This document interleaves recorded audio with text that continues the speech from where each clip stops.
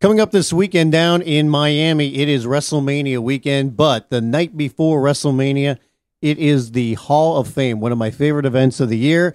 One of the guys that is a member of the class of 2012 going into the Hall of Fame this weekend is Tully Blanchard, one of the original members of the Four Horsemen, and joins me for a few minutes. So you ready for this weekend? You got everything prepared, ready to go into the Hall of Fame? Well, I don't know how you get ready for that. Yeah. I've been thinking about what I should say and how to say it, and I'm not really coming up with a lot of juice right now. But I'm going to pack this afternoon, and I leave tomorrow, and then I'm part of the fan access at the Miami Beach Convention Center on Friday, and then Saturday at the American Airlines Center. So it will be certainly a once-in-a-lifetime event, and to be able to stand up there with Arn, who I think is one of the greatest performers that the business has ever had, and I think that he and I were probably as good a tag team, or should I be bold enough to say that we're the best tag team ever? You can be bold. I can be bold? Absolutely. Well, I don't think anybody could ever perform like Arn and I did. We could perform with the Road Warriors and Rock and Roll Express and everybody in between, and draw money with everybody, and have matches with everybody, whether it was TV or otherwise. And I think that would kind of seal the deal on being the greatest tag team of all time. But then again, I'm prejudiced on that situation. And with Barry and Rick of our era, the four of us were as good at performers as anybody in the business. And we put people in seats, we sold tickets, we sold excitement, and people never left the building disappointed that they watched us, that they paid to watch us wrestle and perform for them. And this is just the final tribute to these guys, and I'm fortunate to be part of it, and I'm very excited and a little bit awestruck, but anyway, I will be there. When was the last time this group was together? That meaning you, Arn, Flair, JJ, and Barry.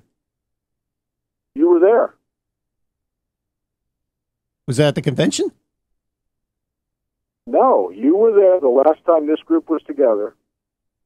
Was Barry there? I mean, it was for the Ric Flair retirement ceremony they did on Raw. Then the Ric Flair retirement on Raw. No, actually, it was after that. It was at the fan convention. Okay, yeah. All of us were there, and Ole was there too. But the whole group was at the fan convention in Charlotte 2 years ago. Okay. I couldn't remember when the last time it was that you guys were together. I knew it. But that was the same year, though, wasn't it? Wasn't Flair's retirement in April there at WrestleMania, and then later that year in August? Yeah. Yeah, that's exactly when it was. I couldn't remember exactly when that was, but yeah, that makes a lot of sense. So I couldn't either, but yeah. As you talk about it, the brain cells start kicking, and the neurons start firing off, and you never know what you're going to get. Have you ever spoken to a live audience the size of what will be there on Saturday night for the Hall of Fame? Spoken to it? Yeah, I mean a live audience of that size. No. That should be fun. Yeah, that's no problem. Oh, for you it's not. You're a trained professional. And I think one of the great things for you is not only going into the Hall of Fame, but your family's going to be there. All your kids are going to be there. And I mean, your kids never saw you when you were, working in the business. So what do you think that experience is going to be like to have them there, to be able to share in something like this that they didn't get to see growing up? Well, it is, I have, the children are excited, I think. I think that it will be an eye-opening to them.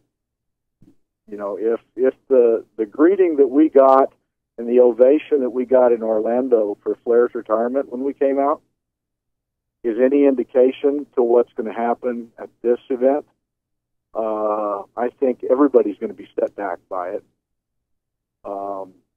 And my children, you know, they weren't live when I was in the wrestling business.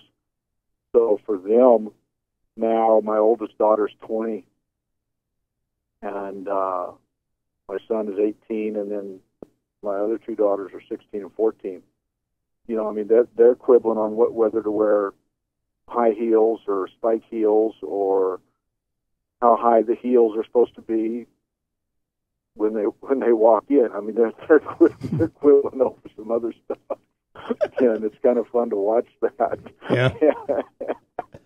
You know, I think everybody realizes, you know, how special the name the Four Horsemen are. You know, the legendary status that they have in the business. And go back to when the group first started, and you guys were in that run. When did you realize that there was something special that you had there that could possibly stand the test of time? I think that when it really, really hit me, and I mean it was going strong, but I was on the way to the airport, and I pulled up behind a school bus, and you know, the kids on the back row of a school bus, they kind of, you know, hanging out looking out the back window, and one of the kids on the back, you could see him recognize me. His eyes got big, and he pointed, and he must have screamed on the bus, because almost instantaneously on both sides of the bus, kids were sticking hands out with four fingers up.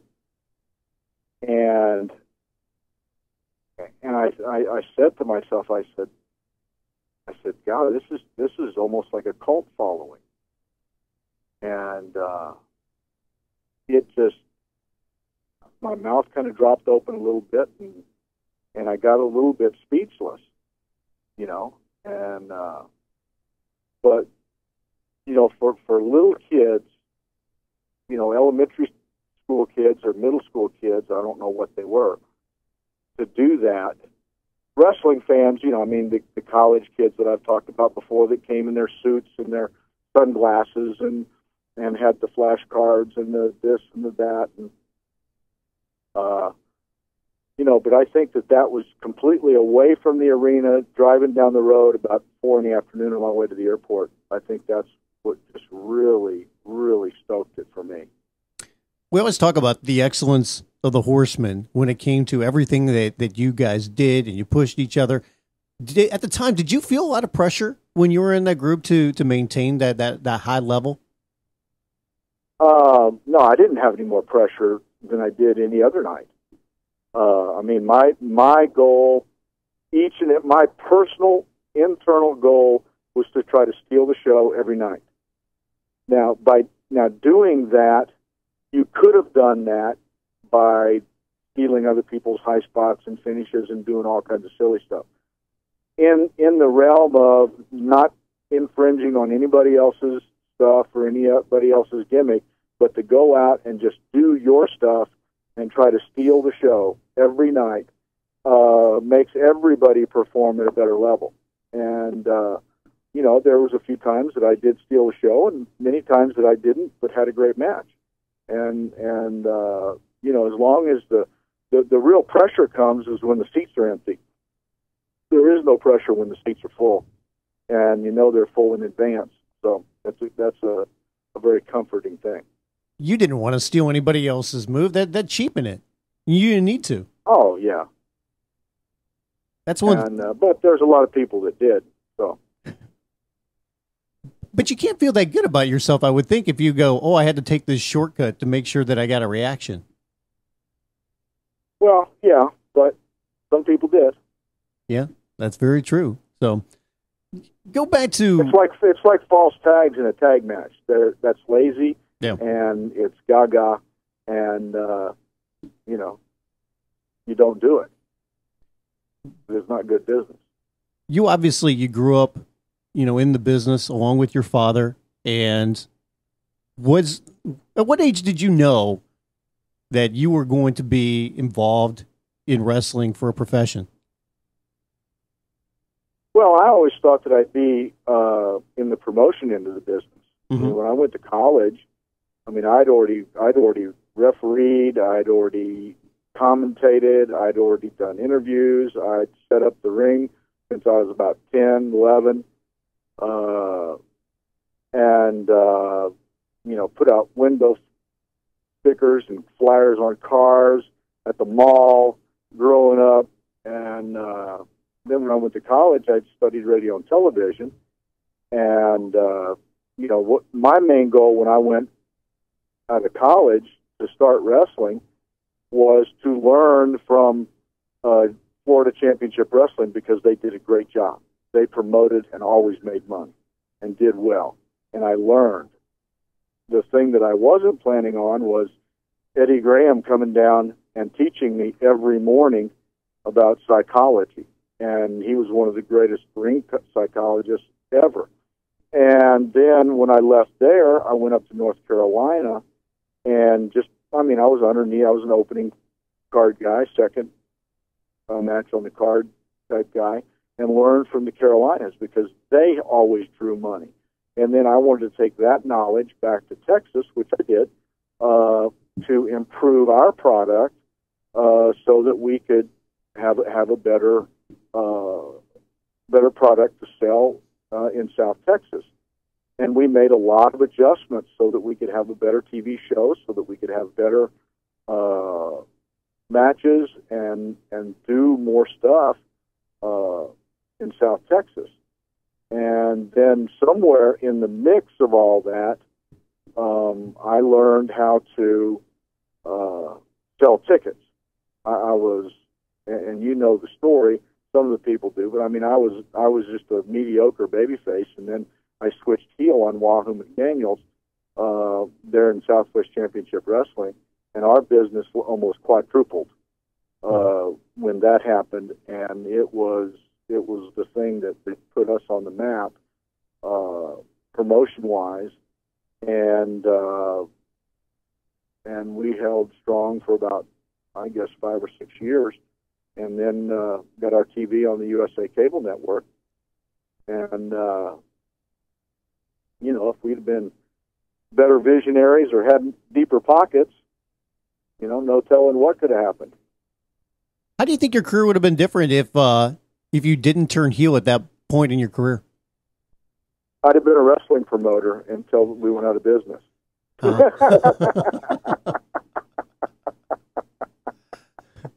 In doing all those different loops, like you said, going to Florida, going to Carolina, going back to Texas, at what point during your career, at that stage, did you say, all right, now I feel comfortable and I think I'm good at this? Well, when you can draw money in South Texas at that time, we always had a lot of great talent all through my dad's early years of promoting and when I started refereeing and all that kind of stuff. But when your population is 60% Hispanic, they are more tuned to lucha libre and the luchadors, and so to be able to be a star to them and cross culture, you had to be able to do some high flying stuff, okay? And you couldn't just go in there and grab a hold and do some things. So it really put some flavor in and it made me become a better, more flamboyant performer, because as a heel, I wrestled Mascaras, I wrestled Dos Caras, I Goliath and Gordman and El Santo, the original El Santo I wrestled. Mm-hmm. And, some things like that really gave me the ability to do some stuff. So when I went other parts of the country, they had never seen some of those things. And when drawing money is the indicator of whether you've got it or not. And then when we started, when I went to North Carolina in 1984 and started there, their business was on a down, had been down for a while, and they put the TV title on me and some things, and it wasn't too long that Wahoo and I did an angle with Flair and Mulligan and sold the Greensboro Coliseum out. And that was in like August. I'd been there since February. And so that kind of was the thing that kicked it in gear. And then Dusty came in as the new booker, and Dusty may have already been there as new booker. I don't remember. But,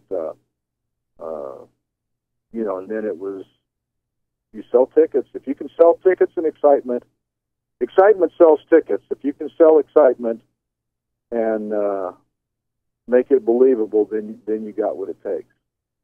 You hear sometimes about guys saying, well, if only, I had been in my prime, or my career was 10 years earlier or 10 years later. Do you ever feel that way about your career? Or because I kind of get the feeling that the time that you were in wrestling, that was like the perfect time, the perfect era for you. Oh, absolutely. The only thing about my career is that at 35, you're like hitting the middle innings in a baseball game. Yeah. You're really hitting on all pistons, and my career was cut short. And I'm not unhappy that it was cut short because of my relationship with the Lord and what I do now, and been walking with God for 22 years, and I can hit a golf ball farther now than I could 22 years ago. And so all of those are good things. But I would have had, the 90s. I would have been right in there with Arn through the 90s. And, my name would have been a much more of a household word than it ever was. And I'd have drawn a lot more money and made a lot more money. And maybe this time I'd have saved a little bit of it. But, other than that, I'm not unhappy with the path that I've been on. And, I'm 58 years old, and I'm good to go. Because your career ended when it did you ever hit your prime? Did I ever what? Hit your prime. Do you think you could have even gotten a lot better?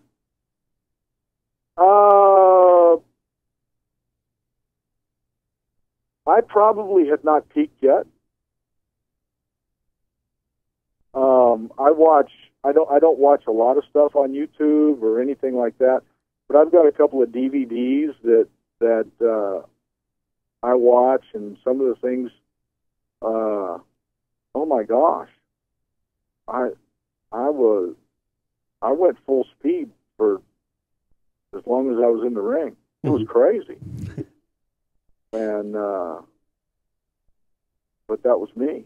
That was my gimmick, I guess.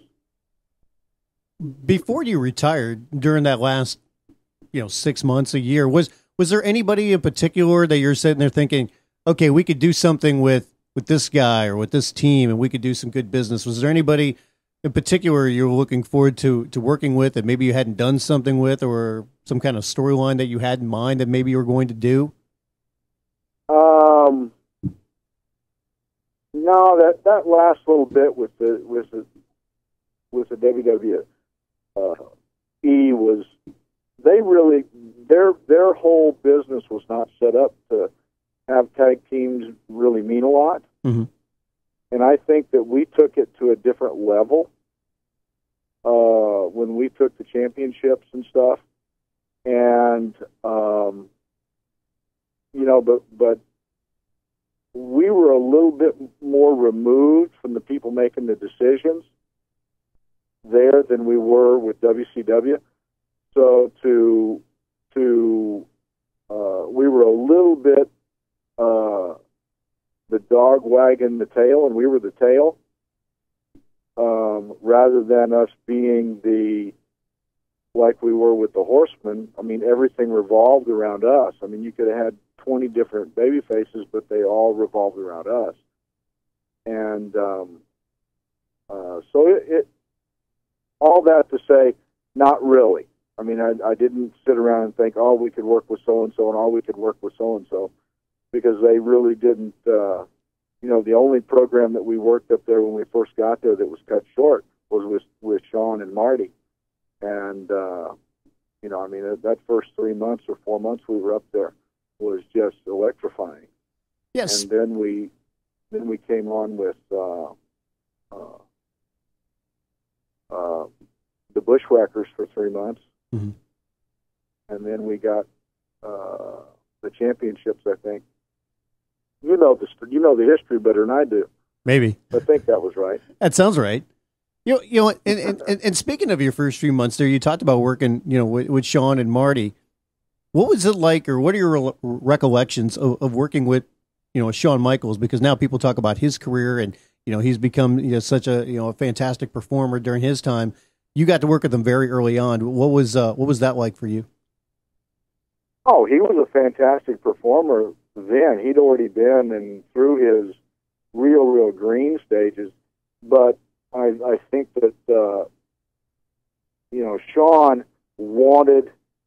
There was a drive inside him to become a great performer, and he asked and talked, and he's really the only guy that ever really sat down and said, "Hey, tell me how to do this. Tell me how to get better. Tell me how to this."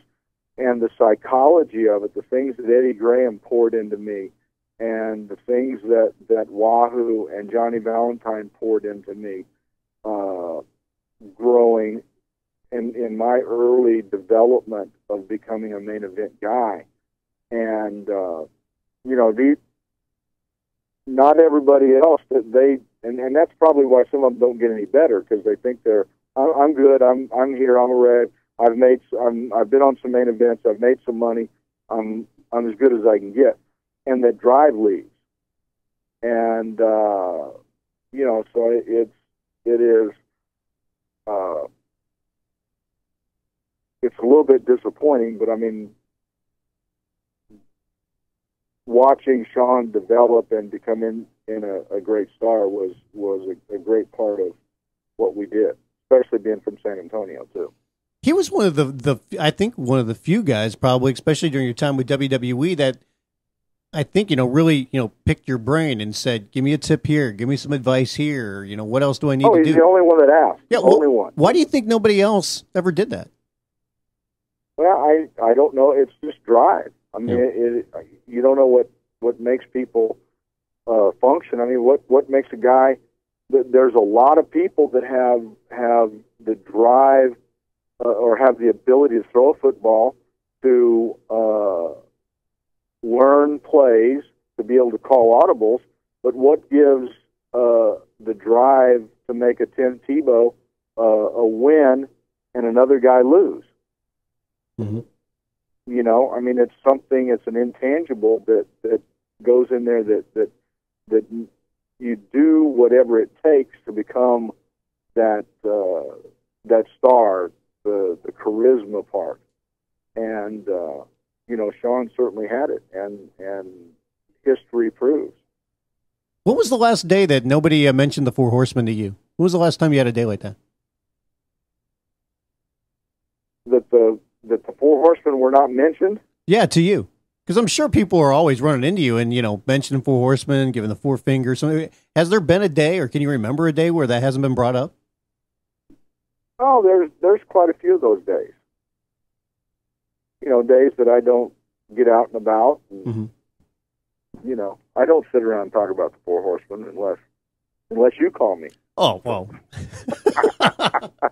Put it all on me. I see how it is. But I mean, I'm sure you get that all the time. I mean, when you go out in public, and we're talking about, the group, and especially when you were in it, I mean, we're talking, how many years ago now, 25 years ago or whatever, that, when you go out in public, I think you don't bring it up with people, but plenty of people bring it up to you, whether it's just something as they're walking by or or something that they walk up to you and say hi and they, hey, I remember when you were in the Four Horsemen. Yeah, that happens. When I was living in Charlotte, it happens a lot more. Yeah. I just moved to San Antonio about 6 weeks ago to help take care of my dad, and who passed away last Thursday. But you know, it doesn't happen quite that often here in San Antonio. But when wrestling gets mentioned, then all of a sudden the neurons start. I'm on that brain thing today, aren't I? Yes, you are. And some of that old gray matter gets stirred up, and then, oh, yeah, I remember. I actually played golf a couple weeks ago with a guy that said, God, I remember you when you were playing football at Churchill. And I went, oh, God.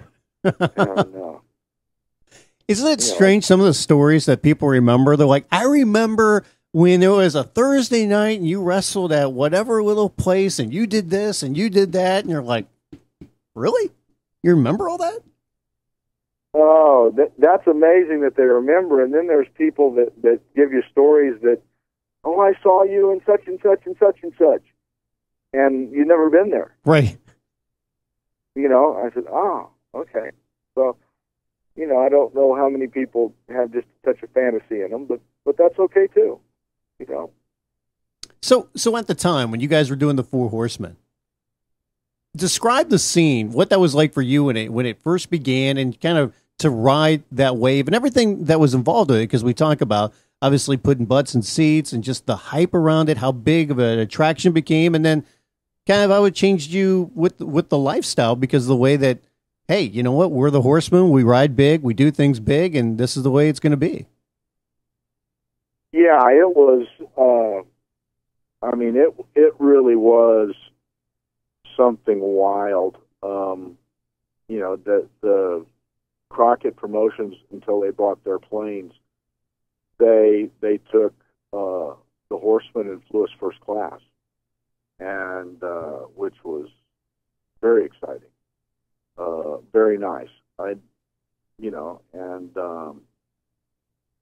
And it stayed with the image. I mean, it's the same thing Vince did for Ted DiBiase and some of those other guys that, you know, that this is what their image is, and then the image is good for what the product is.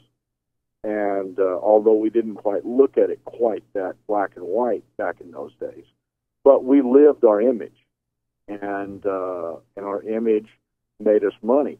The thing I think, and I don't, you would have a better explanation than I would of today. I don't think the guys wrestle near as much as we did. Right. We were wrestling 7 days a week, twice on Sundays, so we were more visible, traveling and through the airports and through all the things. Whereas today, you know, they travel Monday and Tuesday, and then I don't know what other days they travel. I don't know who else is on the road or whatever. But you know, when I was at home, I had my grocery stores that I went to, and you become, the star wears off because you become familiar. Everybody becomes familiar with you, and so you don't have so much of that horseman this or that as when you go to Chicago and you talk about being at Division Street at the Snuggery when the matches are over with, and then people go down there to see if you really show up, you know, and there we were pulling up in the limousine and getting out and going into the place, you know. So I mean, you had to follow through with what you said. But did you need that downtime to keep refreshed, or did you want to kind of keep going and being that guy that people saw you as once you got into the arena, because that just kind of fueled you guys? Well, I was. You got different personalities that people are. I mean, Flair was more of an extrovert that thrived on that kind of stuff. Where me, I needed to sit in the corner by myself and kind of vegetate a little bit. And a lot of the time that I did that was my dressing room time. Mm-hmm. You know, sitting down, being calm, cool, collected, being quiet, motel room in the afternoon after getting back from the gym, get a nice meal and then rest before you go to work. You know, I absolutely needed that downtime to recharge my batteries.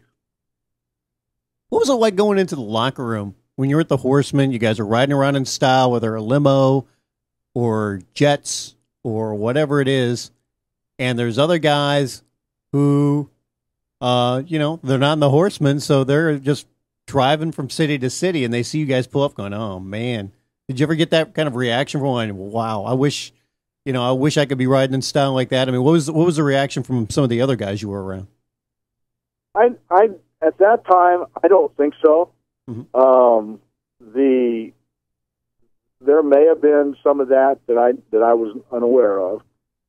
The thing was, I can remember when I first started in Carolinas, you know, if you were on the card first, second, third match, and Wahoo was in the main event and Flair was in the main event, you actually thanked them for the house.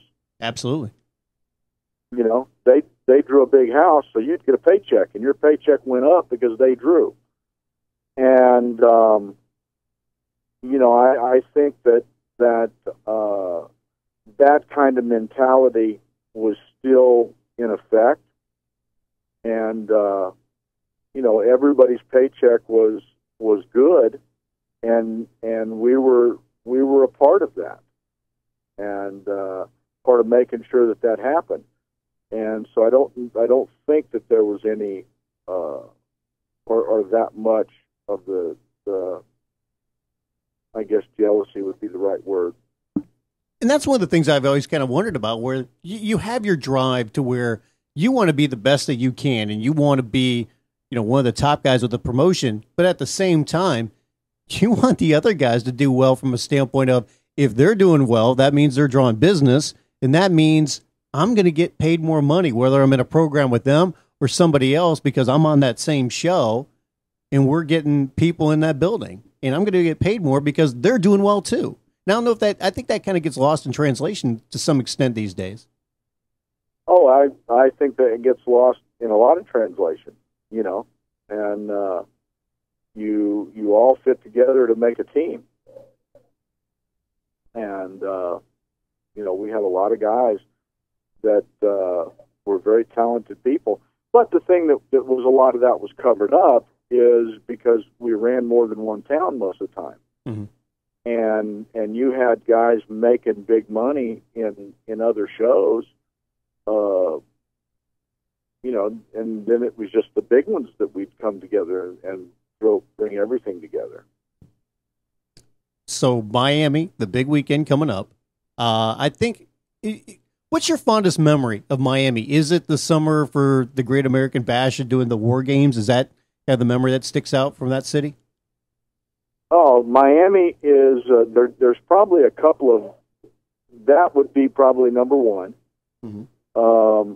Number two, or 1A and 1B, Miami Convention Center, we were doing the Christmas tour for Eddie Graham back in 1984 when we were having the Perfect 10 contest, and that's where we saw Nicola Roberts. She was wrestling that night, and I saw her, and I went, oh, my God. And Dusty saw her, and we went and met in the bathroom and said, she's got to be Baby Doll. And we hired her on the spot right in Miami. And I know she's glad we did. I'm sure she is. I think you should remind her of that anytime you bump into her at a convention.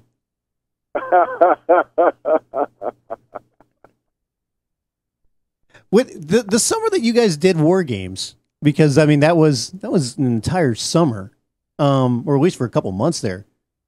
Was that a more difficult summer than others? How grueling were those matches? Well, but we only did it twice. Okay.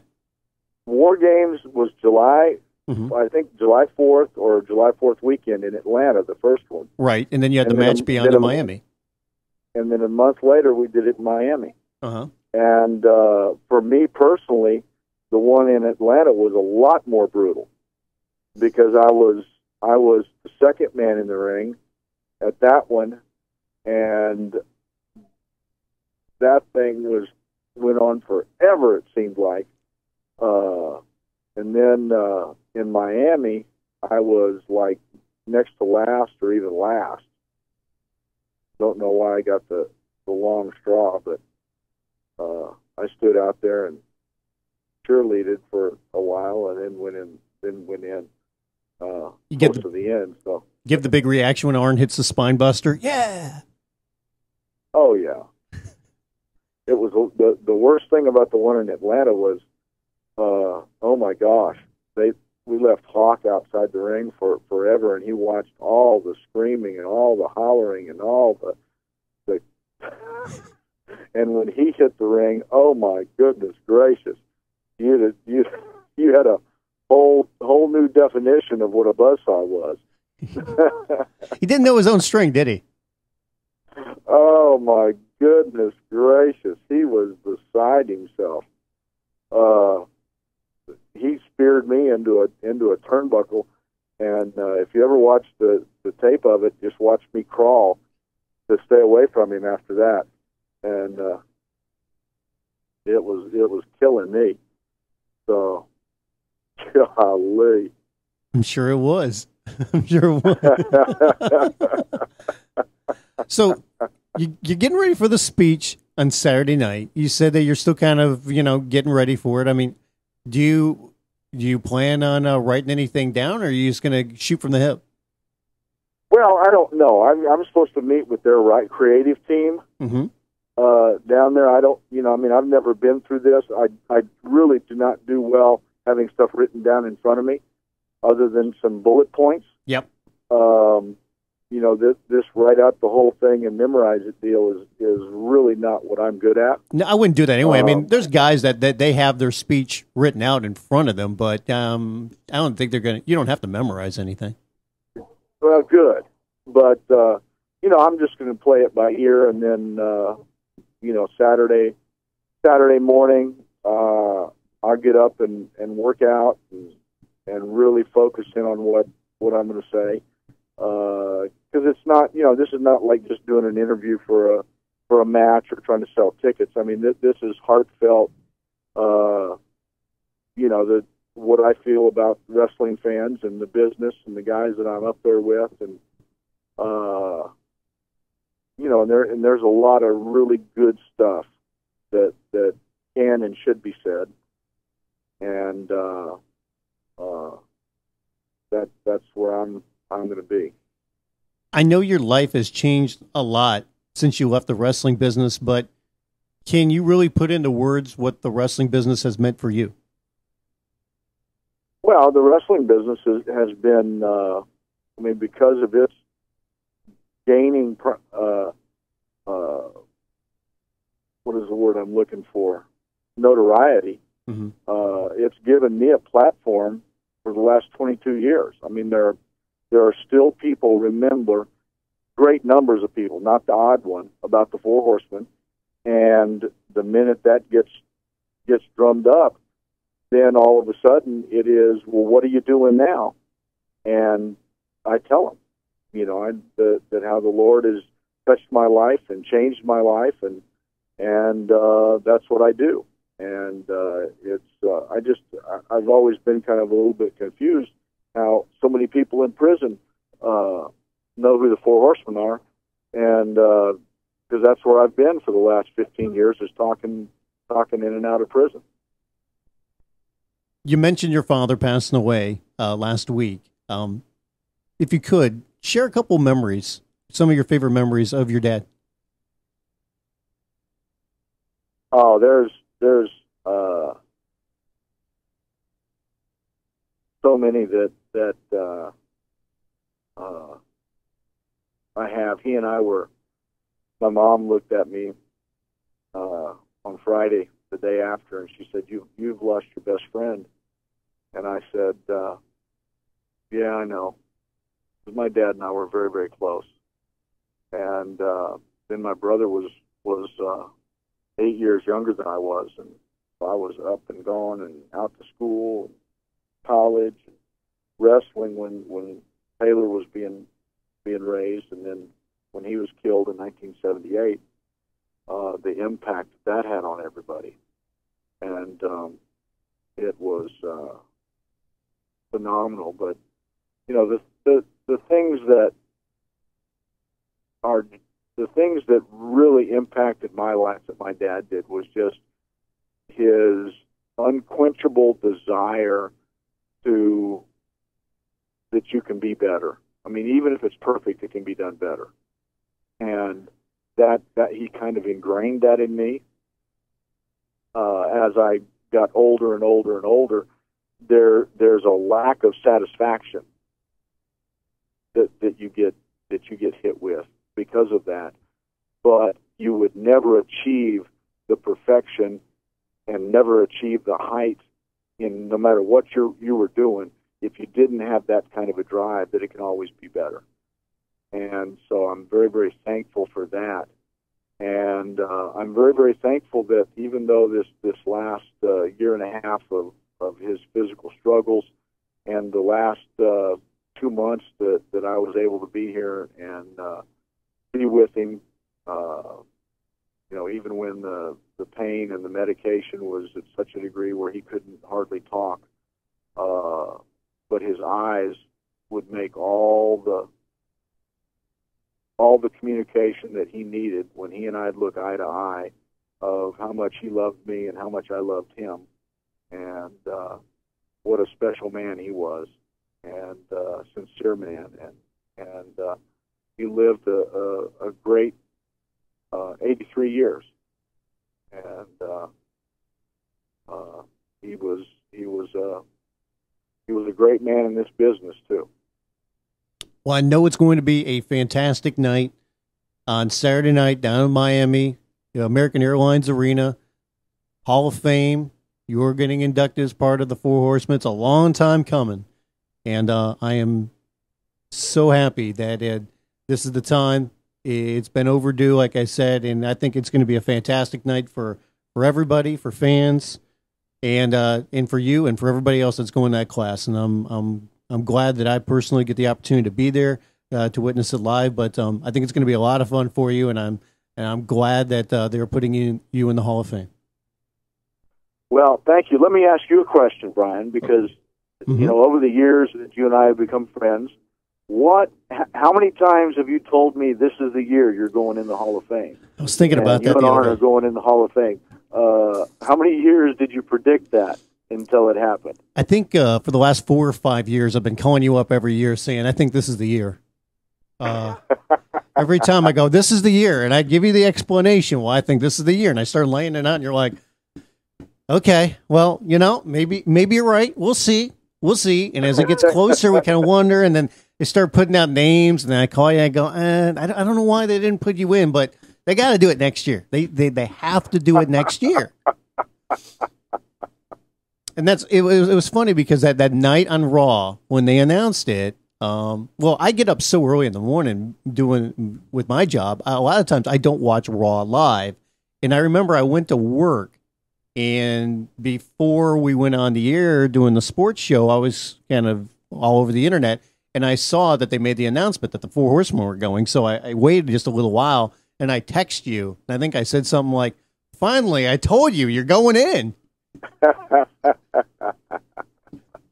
I was so happy for you, and I was kind of relieved that they stopped making me look foolish by saying every year that you're going in. So it really was. So I was just so happy because I know we had talked about it, and we were wondering, you know, when that day was going to come, and I think we both knew sooner or later it had to come, and I'm glad that they're finally doing it. I think it's a great stage for you guys. It's going to be a special night, and I'm really looking forward to it. Yeah, it's going to be really great, and not only standing there with those guys, but the fact that my 3 daughters and my son will be there. It's just a special night. Absolutely. So thanks for the time, Tully. I always appreciate it. You enjoy Saturday night. Remember, WWE is there as your partner, but you know what? Bottom line is you do what you want to do, and you have fun with it, and you enjoy every moment of it and soak it in. And like I said, it's going to be a fantastic night. So looking forward to it on Saturday night. Bless you, Brian.